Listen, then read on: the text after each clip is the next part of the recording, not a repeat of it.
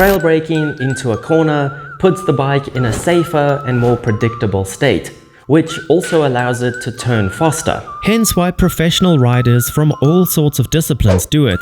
But it's not just for the track.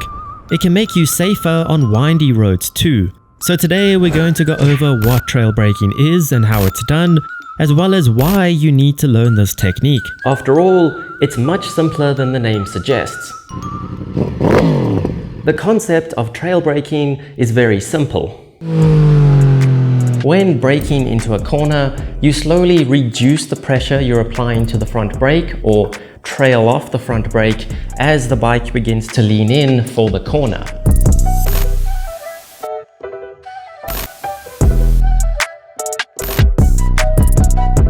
Trail braking is predominantly done with the front brake because using the rear brake too aggressively in a corner can be dangerous.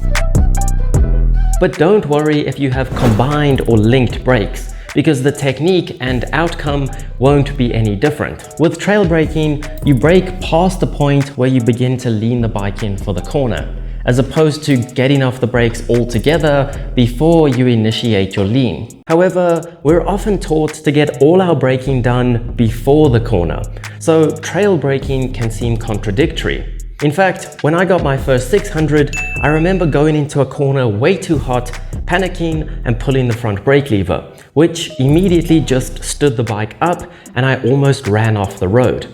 So from then on, I was reluctant to use the brakes while in a corner. Braking in a corner is dangerous when you do it like this,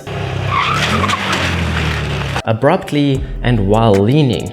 But using the brakes while cornering isn't the issue, it's how you do it that matters. Remember, when you apply the front brakes, the bike's weight shifts forwards and the front forks compress. This shortens the bike's wheelbase and decreases its rake and trail numbers. In this state, the bike is less stable in a straight line, but will actually make it easier to change direction, which is exactly what you want when going into a turn. In addition, keeping brake pressure into the turn will keep the forks compressed.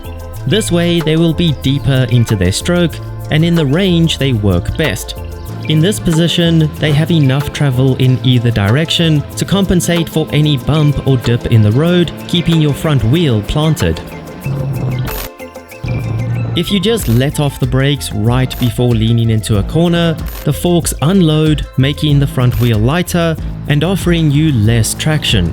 Exactly what you don't want. So with this knowledge, we can use the brakes to manipulate both the bike's geometry and suspension to work better for us in corners. And the best part is that this technique works on all types of bikes, not just sport bikes.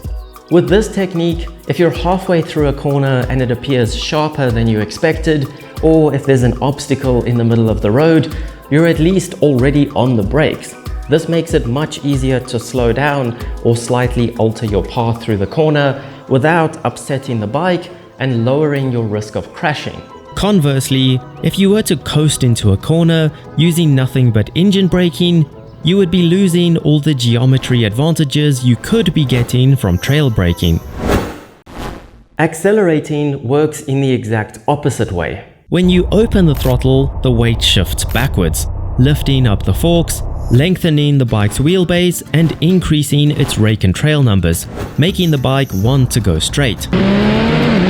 Once you can see the exit of the corner and you know where you want to go, you can start accelerating and use that acceleration to help stand the bike up, but gently so that the back wheel doesn't step out or so you don't run wide. So the theory of getting your braking done before the corner and accelerating throughout the turn is giving the bike conflicting instructions. Trail braking isn't like braking mid-corner. Trail braking starts before the corner and continues into the turn with a much more measured approach that can be both safer and faster if executed correctly. It without a doubt takes a lot of practice to master the coordination and to convince your brain that this is a safe option.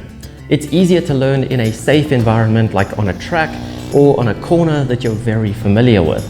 It's especially difficult to master if you've already spent your whole life getting off the brakes before a corner like I have. I am definitely not an expert trail breaker, but the more I want to get better at riding and the better I do get at riding, the more I can see how beneficial techniques like this can be and the more effort I put into learning them, even when it comes to something like motocross. The worst habit I have is trying to brake before a turn and letting go of the brakes right before I start leaning, which unloads the forks, leaving the front wheel light and the suspension in a bad state for the corner. But if you're at least aware of the issue, you can start to learn to fix it. Anyway, share this video with a friend who needs to learn to trail brake, subscribe to learn more riding jargon, and I'll see you on the next ride.